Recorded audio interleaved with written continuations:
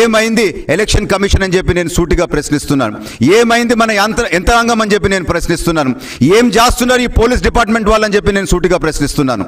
వ్యవస్థల్ని కుప్పగూల్చే అధికారం మీకు ఎవరిచ్చినారని చెప్పి నేను ప్రశ్నిస్తున్నాను. ఆ లోకల్ ఎస్పీకి మా వాళ్ళు మల్టిపుల్ టైమ్స్ ఫోన్ చేస్తే చిత్తూరు ఎస్పీ అంటాడంట, ఎన్నిసార్లు చేస్తారు మీరు అని అంటాడంట. అంటే మేము అక్కడ సమస్య ఉందని మేము ఫోన్ చేస్తున్నాము, మా నాయకుల్ని ఎన్నిసార్లు చేస్తారని మీరు మాట్లాడతారా? ఇదేనా మీరు చేసే డ్యూటీ అని చెప్పి నేను సూటిగా ప్రశ్నిస్తున్నాను చిత్తూరు ఎస్పీని. You are not public lords, you are public servants అని చెప్పి నేను ఎస్పీలకి కలెక్టర్లకి హెచ్చరిస్తున్నాను. దయచేసి ఆ బ్రిటిష్ కాలంలో మైండ్ సెట్ నుంచి మీరు బయటకు రాండి. ఫోన్లు చేస్తే ఫోన్లు ఎత్తుకునేది నేర్చుకోండి. ప్రజలకి సేవ చేసేది మీ బాధ్యత అని చెప్పి ఎస్పీలకి కలెక్టర్లకి నేను ఈరోజు హెచ్చరిస్తున్నాను. దయచేసి మీ వైఖరి మార్చుకోండి. మీరు ఫోన్లు చేస్తే మీరు ఫోన్లు ఎత్తుకోరా? నిన్న సేమ్ థింగ్ జరిగింది. మా వాళ్ళ మీద దాడి జరగంగానే చంద్రబాబు గారు ఎస్పీకి ఫోన్ చేస్తే ఫోన్ ఎత్తుకోరు. మళ్ళీ రెండోసారి దాడి జరిగింది, మళ్ళీ మూడో ప్లేస్లో దాడి జరిగింది. అంటే క్రైమ్ జరుగుతున్నప్పుడు మేము ఫోన్లు చేస్తే మీరు ఫోన్లు ఎత్తుకోరా? మీరు ఫోన్లు ఎత్తుకునేది కష్టమైతే పిఎల్ని పెట్టుకొని రిసీవ్ చేసుకోండి కంప్లైంట్స్. What is this?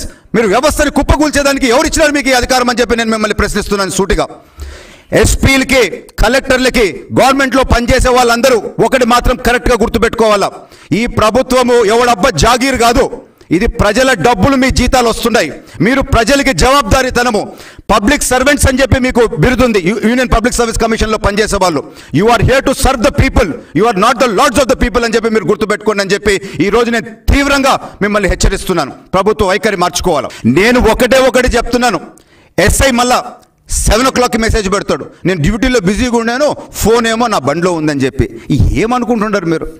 నాకండి నిన్న రాత్రి కన్నీళ్ళు తిరిగినాయి. మా వాళ్ళు ఫోన్ చేసి, అన్నా ఇటువంటి దారుణము, ఇటువంటి ఘోరం మా జీవితంలో మేము చూడలేదు. మహిళలు ఆడవాళ్ళు అక్కడికి పోయి నామినేషన్ ఫైల్ చేస్తామని పోతే వాళ్ళ బట్టల్లో చేతులు పెట్టినారన్నా వీళ్ళు పోలీసు వాళ్ళు అని అన్నారు. నాకు కన్నీళ్ళు తిరిగిందండి ఆ మాట విన్న తర్వాత. వ్యవస్థని ఈ విధంగా కుప్పగూల్చే అధికారం మీకు ఎవరిచ్చినారు అని చెప్పి నేను మిమ్మల్ని సూటిగా ప్రశ్నిస్తున్నాను. పక్కనే 2 మన లిక్కర్ బాటిల్స్ పెట్టుండారు, అంటుండారు మీరు రాండి నామినేషన్ ఫైల్ చేసేదానికి మీ దగ్గర దొరికిన ఈ బాటిల్స్ అని చెప్పి బెదిరిస్తున్నారు అని చెప్పి. ఫోటోలు ఉన్నాయి, క్లిప్పింగ్స్ ఉన్నాయి. వ్యవస్థని కుప్పగూల్చిన ఈ డిప్యూటీ సీఎంని ఇమ్మీడియట్గా బర్తరఫ్ చేయాలి.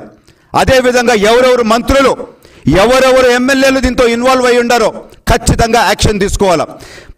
ఎలక్షన్ కమిషన్కి ఏ విధమైన చిత్తశుద్ధి ఉంటే డైరెక్ట్గా కమిషనర్ గారికి నేను ఛాలెంజ్ చేస్తూ ఉన్నాను.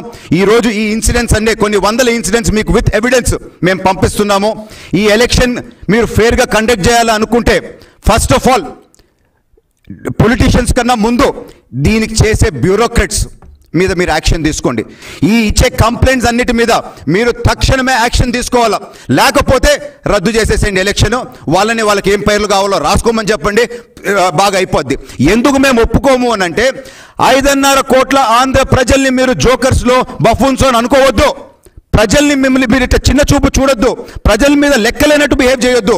This election process is for the people. ప్రజల కోసం ఈ ఎలక్షన్ ప్రాసెస్. మీరు ఈ డ్రామా చేసి ఈ ఎలక్షన్ ప్రాసెస్లో ప్రజల్ని ఫూల్స్ చేయొద్దు అని చెప్పి నేను సూటిగా ఎలక్షన్ కమిషన్ని ప్రశ్నిస్తున్నాను.